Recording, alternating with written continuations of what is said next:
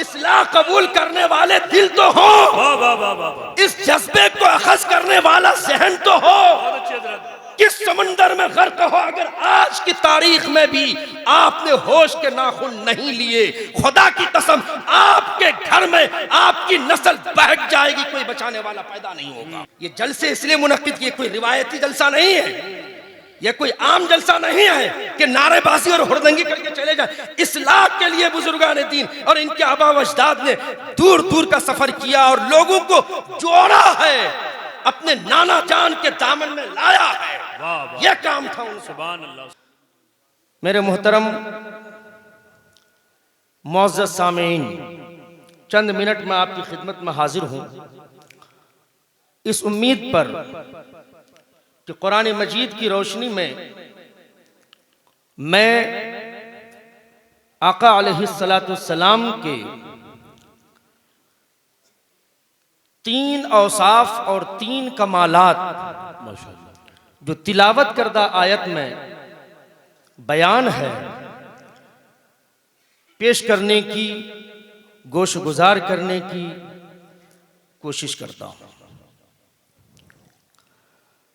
आज अकीदे की बाब में और अकीदे की दुनिया में शब खून मारने की नापाक सही बलीग की जा रही है। तवज्जो से चंद मिनट मेरी बात सुने। मैं जानता हूं कि हमारे यहाँ स्टेज और जलसों का जो माहौल है वो नगमात में ज़्यादा है और ये बात बिल्कुल हकीकत और मबनी पर हक है, और मैं इसको बोलने में ज़र्रा बराबर भी कुछ तामुल नहीं करता कि दूसरों के स्टेज से और हमारे स्टेज में आसमान और ज़मीन का फ़र्क है।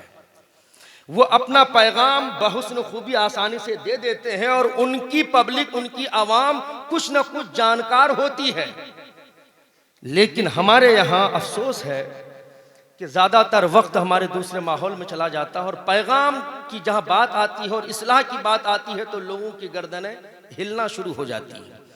तवज्जो से सुने, 3 बातें अर्ज करूँगा और मैं इसलिए अर्ज कर रहा हूँ कि अभी हालिया पड़ोसी मुल्क पाकिस्तान में एक मुफ्ती ने जो बयान दिया, लफ्ज़ उम्मी के ताल्लुक से न ये कि नबी की शान में गुस्ताखी की, बल्कि अल्लाह के मुकद्दस कलाम पर भी उसने कलाम किया।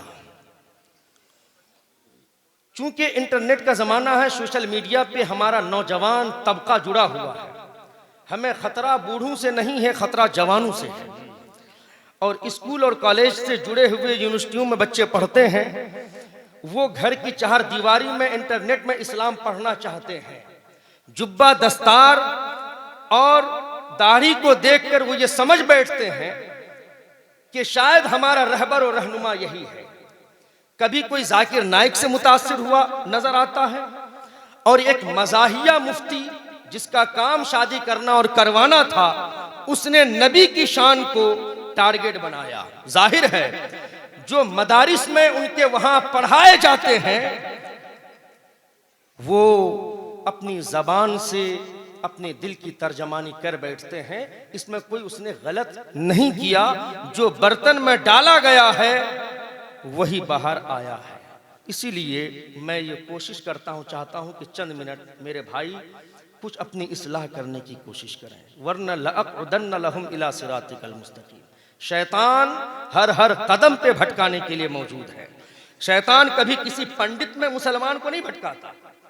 ये नहीं सुना कि पंडित से मुसलमान मुतासिर होकर के मुसलमानों का काफिला गैर मुस्लिम बन गया, ईमान छोड़ दिया। नहीं, ये जरूर हमने सुना है कि दाढ़ी और टोपी वाले के झांसे में आकर लोगों ने अपने अकीदे को बेच दिया। पंडित से खतरा नहीं, मंदिर से खतरा नहीं, गिरजा घर से खतरा नहीं। हमें खतरा अगर है या इस उम्मत मुस्लिमा को खतरा है तो खुदा की कसम इस्लाम के नाम पर चलने वाले नाम निहाद मदारिस से खतरा है। वाह वाह वाह वाह वाह वाह, इसको आप यकीन जानिए। अगर खतरा नहीं होता तो कुरान मजीद के एक लफ्ज से बहुत अच्छा उसने तो जाहिर कर दिया कि मैं गुमराह और बददीन और दायरे इस्लाम से खारिज हो रहा हूं। न जाने उसकी दरसगाह में बैठने वाले जितने भी स्टूडेंट्स रहे होंगे कितनों के अकीदे बातिल हो चुके होंगे।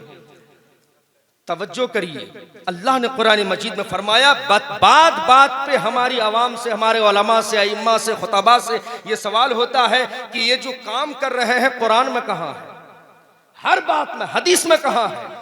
हमारे बुजुर्गों की किताबें तुम्हारे वहां मोतबर नहीं, मोतबर 6666 आयतें हैं। अहले सुन्नत का एक एक अकीदा कुरान से भी साबित है और हदीस से भी साबित है। अहले सुन्नत का एक एक अमल, उर्स से लेकर सलाम और कयाम तक, रसूल के हाजिर और नाजिर से लेकर मुख्तार कुल होने तक, हयात बाद ममात, तमाम चीजें कुरान और हदीस से साबित हैं। मगर शर्त यह है कि सुनने वाले कान तो हों, इस्लाह कबूल करने वाले दिल तो हो, इस जज्बे को अखज़ करने वाला जहन तो हो। किस समंदर में गर्क हो, अगर आज की तारीख में भी आपने होश के नाखून नहीं लिए, खुदा की कसम आपके घर में आपकी नस्ल बहक जाएगी, कोई बचाने वाला पैदा नहीं होगा। ये जलसे इसलिए मुनक्किद किए, कोई रिवायती जलसा नहीं है, ये कोई आम जलसा नहीं है कि नारेबाजी और हुड़दंगी करके चले जाए। इस्लाह के लिए बुजुर्गान दीन और इनके आबा व अजदाद ने दूर दूर का सफर किया और लोगों को जोड़ा है, अपने नाना जान के दामन में लाया है। यह काम था उनसे। सुभान अल्लाह, सुभान। कुरान से मैं साबित करता हूं, अल्लज़ीना यत्तबिऊन रसूल नबिय्यल उम्मी, वो लोग जो पैरवी करते हैं उस रसूल की, उस नबी की, उस उम्मी की। तीन बातें अल्लाह ने यहां बयान फरमाई, रसूल की पैरवी, नबी की पैरवी, उम्मी की पैरवी। रसूल की पैरवी फरमा देता तो बात मुकम्मल थी बज़ाहिर, लेकिन अल्लाह की हिकमत, अल्लाह की मसलहत अल्लाह जानता है कि रसूल के बाद नबी का जिक्र क्यों किया, और नबी का जिक्र किया उसके बाद लफ्ज उम्मी का जिक्र क्यों किया। यही वो आयत है और इसी आयत का वो लफ्ज उम्मी है जिससे हजार कलमा पढ़ने वाले हिचकोले खाकर, गर्दिश में मुब्तला होकर, अकीदे हक्का से इनहराफ कर बैठे।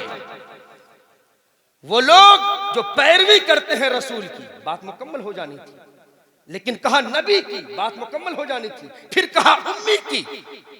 तीन लफ्ज को दोहराया, रसूल, नबी और उम्मी। अब हमें चाहिए कि तीनों के मफहूम को हम समझें कि रसूल क्यों फरमाया, नबी क्यों फरमाया, उम्मी क्यों फरमाया। तुम ये न समझो कि लुगात तुम्हें आते हैं, तुम ये न समझो कि हम डिक्शनरियां छाप रहे हैं देवबंद में, बाकी सब जाहिल बैठे हैं। नहीं, तुम्हारी डिक्शनरियां, लिखी हुई किताबें कुरान और हदीस के मोहताज हैं, कुरान की आयत और अल्फाज डिक्शनरी के मोहताज नहीं है। तुमने कुरान के अल्फाज को लुगात को तलाश करने की कोशिश की, इसलिए गुमराह हुए। अगर तुम कुरान के अल्फाज को मोहब्बत रसूल के आईने में तलाश करते तो यकीनन मोमिन कामिल होते। आंख वाले तेरे जौबन का तमाशा देखे, दीदाए कोट को क्या आए नजर क्या देखे। और आला हजरत कहते हैं आंख अता कीजिए उसमें जिया दीजिए। यार जरा तवज्जो करिए, आंख है और आंख में जिया भी है, फिर वो कौन सी जिया मांग रहे हैं, क्या कहने, कौन सी बीनाई मांग रहे हैं। आंख वाले देख रहे हो रोशनी है, फिर ये कह रहे हो आंख अता कीजिए उसमें जिया दीजिए। वो जिया जियाए मोहम्मद मुस्तफा है, वो जियाए मोहब्बत मुस्तफा है, वो जियाए मोहब्बत आले मुस्तफा है। जिस आंखों में मोहब्बत मुस्तफा है तो उस मोहब्बत की रोशनी में वो कुरान से हिदायत हासिल कर लेता है। रसूल फरमाया, नबी फरमाया, उम्मी फरमाया। रसूल किसे कहते हैं बताइए, और नबी किसे कहते हैं ये बता दीजिए आप में से कोई। रसूल पैगाम देने वाले को कहते हैं, नबी पैगाम लेने वाले को कहते हैं। तफसील में नहीं जाऊंगा, वक्त मुझे कम दिया गया है। रसूल पैगाम देने वाले को, नबी पैगाम लेने वाले को। जात एक है, काम दो है। अल्लाह से पैगाम जब लेता है तो नबी होता है, जब मुंतकिल कौम की तरफ करता है तो रसूल होता है। इसीलिए कुरान ने लफ्ज रसूल पर कलाम को बंद नहीं किया, आगे फरमाया नबी। नबी और नबी का दायरा बड़ा वसी है। सूरह अहज़ाब को पढ़िए, मशहूर व मारूफ आयत, इन्नल्लाह व मलाइकतहु युसल्लूना अलन नबी। कभी गौर किया आपने कि बेशक अल्लाह और उसके फरिश्ते नबी पर दरूद भेजते हैं? अला मोहम्मद क्यों नहीं कहा? अला रसूल क्यों नहीं कहा? क्या कहने, अला अब्द क्यों नहीं कहा? नबी क्यों कहा? सुभान अल्लाह। गौर करने की बात है। पढ़ते तो बचपन से पढ़ते चले आ रहे हैं और बूढ़े हो गए। गौर करिए, कुरान ने अल्लाह ने अपने महबूब को कुरान में कभी अब्द से मुखातिब किया, कभी मोहम्मद से, कभी रसूल से, कभी नबी से। यहां पर नबी क्यों लाया? इन्नल्लाह व मलाइकतहु युसल्लूना अला मोहम्मद कह देता, अला रसूल कह देता, लेकिन नहीं। जब मेराज की बात आई तो कहा सुभान अल्लज़ी असरा बिअब्दिही। महबूब वही है लेकिन लफ्ज़ अब्द से याद किया। सुभान अल्लाह, सुभान। जब रसूल की बात आई तो कहा या अय्युहर रसूल बल्लिग। और जब दरूद की बात आई तो कहा या इन्नल्लाह व मलाइकतहु युसल्लूना अलन नबी। परवरदिगार जात एक, मोहम्मद वही, रसूल वही, नबी वही, अब्द भी वही, लेकिन हर जगह नाम अदल बदल कर क्यों पेश किया गया? तवज्जो, कहा अब्द इसलिए यहां पर नहीं कहा कि अब हमने उस वक्त जाहिर किया जब मेराज पे ले जाना हुआ। अब्द जाहिर किया और अब्द बंदे को कहते हैं, ताकि अब्द हमने इसलिए यहां पर हमने लफ्ज अब्द को इस्तेमाल किया कि कोई सरफिरा ये न समझे कि ख्वाब में मेराज हुई। अब्द पूरे मुजस्समे को कहते हैं, मेरा महबूब सर से लेकर पांव तक बज़ाहिर मेरे पास तशरीफ ले आया, इसलिए अब्द है। वाह वाह। तो फिर परवरदिगार रसूल का रसूल, जब मेरे महबूब की बेइज्जत हुई तो रसूल हुए, बेइज्जत हुई, ऐलान फरमाया नबूवत का। जब आप मबूस हुए तो वहां से आपकी रिसालत का मामला आगे बढ़ा। तो अब्द भी महदूद, रसूल भी महदूद। का मोहम्मद क्यों नहीं फरमाया अला मोहम्मद? कहा मोहम्मद इसलिए नहीं किया, कहा कि मोहम्मद उस वक्त से हुए जब वो पैदा हुए। नबी इसलिए कहा, सुनो अब मेरे नबी इस आयत की तफसीर बयान करते हैं। कहा नबी इसलिए यहां पर फरमाया कुन्तु नबिय्यन व आदम बैनल माइ व तीन। मैं उस वक्त भी नबी था जब आदम आबो गिल की मंजिलें तय कर रहे थे। मोहम्मद कहता तो पैदाइश के बाद से दरूद शुरू होता, अब तो कहता तो मेराज के बाद से दरूद शुरू होता, रसूल कहता तो बेअसत के बाद से दरूद शुरू होता। नबी कहा यानी जब दुनिया बनी नहीं थी मैंने अपने महबूब को बनाया, उसी वक्त से दरूद पढ़ना शुरू किया, उसी वक्त से दरूद पढ़ना शुरू किया। आगे फरमाया उम्मी। मुगालता होता है ना, मैं भी कहता हूं उम्मी के माने अनपढ़, उम्मी के माने जाहिल, उम्मी के माने जो कुछ न जानता हो, न लिखना जानता हो, न पढ़ना जानता हो। क्या मानोगे इस माने को? है माना ये भी मानोगे? नहीं। क्यों? इसलिए नहीं मानेंगे कि इस उम्मी से पहले अल्लाह ने नबी फरमाया, और नबी का माना क्या होता है? गैब का जानने वाला। नबी का माने जानने वाला। और अल्लाह ने इसी के बाद अगर अनपढ़ इस्तेमाल करना होता तो एक तरफ जानने वाला, एक तरफ अनपढ़, जात एक हो, वो जानता भी हो जाहिल भी हो, ये मुमकिन है? रात भी हो दिन भी हो मुमकिन है? सर्दी भी हो गर्मी भी हो मुमकिन है? नहीं। तो पता चला कि नबी के माने जानकार, तो उम्मी का माना कुछ और है। वो है क्या? क्या है उम्मी का माना? उम्मी का माना है, उठाइए बैज़ावी शरीफ जो मुश्तरका किताब है। उम्मी का माना है असल, उसली का उम्मी का माना है हकीकत। माँ को अरबी में कहते हैं। जब बच्चा पैदा होता है तो बच्चे की असल माँ होती है। जब उम्मत बनाई जा रही थी उस वक्त अल्लाह ने शान उम्मियत से अपने महबूब को नवाजा। महबूब सारे औसाफ दे दिए, एक वस्फ है लफ्ज़ उम्मी, शान उम्मी।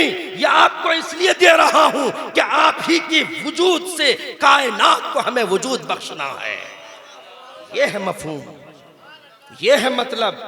अल उम्मी, अब कहते हो पढ़ना लिखना नहीं जानते थे। अरे यार, कुरान मजीद की पहली वही, इक़रा बिस्मि रब्बिकल लज़ी खलक़ खलक़ल इंसान मिन अलक़ इक़रा व रब्बुकल अकरम अल्लज़ी अल्लम बिल कलम। मैं अगर एक बच्चे से कहूँ, बच्चा बैठा है, बस 2 मिनट में गुफ्तगू खत्म हो जाएगी। बच्चा बैठा है, मैं कहूँ बेटा पानी पिला दो, बच्चा पानी लेके आके पिला देगा। मैं कहूँगा बच्चा आसमान में उड़ जाओ, आप सब लोग हम पे बरस पड़ेंगे कि मौलाना पागल हो गए, बच्चा कैसे उड़ेगा आसमान में। तो इसका मतलब यह है कि लोग उस पे नहीं उंगुशनुमाई करेंगे, हम पे करेंगे। अगर महबूब पढ़ना जानता नहीं था तो रब ने कहा क्यों पढ़। अगर मोहम्मद पढ़ना जानते नहीं थे तो अब यह एतराज मोहम्मद पे नहीं, मोहम्मद के बनाने वाले पर होता है कि सवाल तो ऐसा करता है जिसका इख्तियार ही बंदे को नहीं, और फरमाता ला युकल्लिफुल्लाहु नफ्सन इल्ला वुसअहा। ऐसा कोई मसला बंदे पे डालता ही नहीं जिसकी वो सकत न रखता हो। बच्चा आसमान पे उड़ नहीं सकता, यह सवाल मेरा गलत होगा। महबूब अगर पढ़ना जानते नहीं तो अल्लाह ने फरमाया क्यों इक़रा बिस्मि रब्बिकल लज़ी खलक़। पता यह चला कि रब ने अपने महबूब से कहा पढ़, तो रब को मालूम है कि पढ़ा लिखा कर हमने भेज दिया है। ये जिब्रील के कहने पर नहीं पढ़ेगा, जब जिब्रील मेरे नाम की निस्बत जोड़ेगा तो मेरे महबूब की ज़बान खुलेगी। वाह वाह वाह वाह। 3 मरतबा महबूब ने पढ़ा नहीं। जब कहा इक़रा बिस्मि रब्बिकल लज़ी खलक़ खलक़ल इंसान मिन अलक़ इक़रा व रब्बुकल अकरम, पढ़, फिर पढ़। तेरा रब बड़ा करीम है। अल्लज़ी अल्लम बिल कलम, अरे पढ़ना भी सिखाया और आखिर में फरमाया वो रब है जिसने इंसान को लिखना भी सिखाया। यहीं पर बात नहीं, खोलिए सूरह नून, नून वल कलम वमा यस्तरून। महबूब आप सिर्फ लिखना नहीं जानते बल्कि आपकी जात कलम है और आपकी जात के जरिए से लोहे महफूज पे लिखा जाता है। किस पढ़ने की बात करते हैं, किस लिखने की बात करते हैं। हाँ, एक बात यह जरूर है, ये समझ लें कि मेरे नबी ने बेसत से पहले, नुज़ूल वही से पहले आपने किसी किताब का मुताला नहीं किया, कोई लिटरेचर आपने नहीं पढ़ा। कुरान ने उसको बयान किया और नहीं आपने कोई तहरीर लिखी। क्यों ऐसा हुआ? वमा कुंत ततलू मिन क़ब्लिही मिन किताबिन वला तख़ुत्तुहु बियमीनिका इज़ल लर्ताबल मुब्तिलून। अल्लाह ने मना कर दिया था कि बेसत से पहले महबूब आप किसी किताब को न पढ़ें और बेसत से पहले आप अपने हाथ से कोई तहरीर न लिखें, वरना ये बातिल फिरके शक में मुब्तला हो जाएंगे। क्यों? आपको लिखने और पढ़ने से मना इसलिए किया गया कि हम वही नाजिल करेंगे और आप कुरान पढ़कर सुनाएंगे। अगर आप शुरू से ही लिखना पढ़ना शुरू कर देंगे तो लोग कहेंगे मोहम्मद अपने से बनाकर लाते हैं। इसीलिए पाबंदी थी कि न तो आप कुछ पढ़ेंगे न कुछ लिखेंगे, खामोश रहेंगे, वरना ये सब के सब शक में मुब्तला हो जाएंगे। हजरात मोहतरम, तर्जमा पेश कर देता हूँ फिर रुखसत हो जाऊंगा। अल्लज़ी यजिदूनहु मक्तूबन इंदहुम फित तौरात वल इंजील, जिनका जिक्र, जिनको तलाशने वाले तौरात और इंजील में कयामत तक पाते रहेंगे। यामुरुहुम बिल मारूफ, अब यहाँ नबी के बारे में जो हुक्म है, नबी पर जो चीजें सादिर हैं, जो जिम्मेदारियां हैं, उसके बारे में बयान किया। यामुरुहुम बिल मारूफ व यनहाहुम अनिल मुनकर व युहिल्लु लहुमुत तय्यिबात व युहर्रिमु अलैहिमुल खबाइस। 4 चीजें। यामुरुहुम बिल मारूफ, वो नबी जो उम्मी है वो भलाई का हुक्म देता है। व यनहाहुम अनिल मुनकर, बुराइयों से रोकता है। व युहिल्लु लहुमुत तय्यिबात, वो पाकीज़ा चीजों को तुम लोगों के लिए हलाल करता है। वो युहर्रिमु अलैहिमुल खबाइस, और नापाक चीजों को तुम्हारे लिए हराम करता है। जानता है तभी तो हलाल करता है, जानता है तभी तो हराम करता है, जानता है तभी तो हुक्म देता है, जानता है तभी तो मना करता है कि ये गलत है, इसके करीब न जाना, शराब नापाक और नजिस है, उसके करीब न जाना, जिना के अड्डे के करीब मत जाना, और ठेठड़ों के करीब मत जाना, बुराइयों के करीब मत जाना। वो जानता है, खबासत को रोकता है। तुम कहते हो जानता नहीं, तो कुरान ने कहा कि वो हलाल भी करता है, वो हराम भी करता है। और आगे क्या कहा? फल्लज़ीना आमनू बिही, ए लोगो उस नबी पर ईमान लाओ अगर जन्नत चाहते हो, ईमान लाओ। फल्लज़ीना आमनू बिही, तो चलो भाई ईमान ले आए। कहा नहीं, तुम्हारा ईमान, तुम्हारा कलमा तुम्हारी जबान से नीचे नहीं उतरा है, ईमान नहीं माना जाएगा, तो फिर कैसे माना जाएगा? फल्लज़ीना आमनू बिही वो अज़्ज़रू, ईमान लाने के बाद उस नबी की ताज़ीम भी करो। आज जो ये बदअकीदे कलमे की तबलीग कर रहे हैं, कलमा तो पढ़ते दुरुस्त हैं मगर हलक से तो नीचे उतरता नहीं है, इसलिए कि ताज़ीम से खाली है। और ईमान नाम है नबी पर ईमान के साथ ताज़ीम करने का, वह नसरूह, और उनकी मदद करो।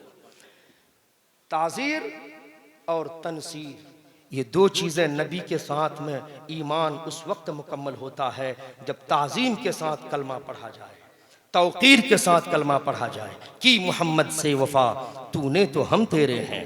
ये जहाँ चीज़ है क्या, लौहो कलम तेरे हैं, और कुव्वते इश्क से हर पस्त को बाला कर दे, दहर में इसमें मोहम्मद से उजाला कर दे। वमा अलैना इल्लल बलाग।